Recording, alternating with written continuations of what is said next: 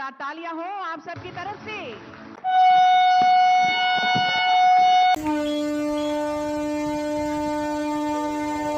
ప్రధానమంత్రి నరేంద్ర మోదీ 6 వందే భారత్ రైళ్లను ప్రారంభించారు.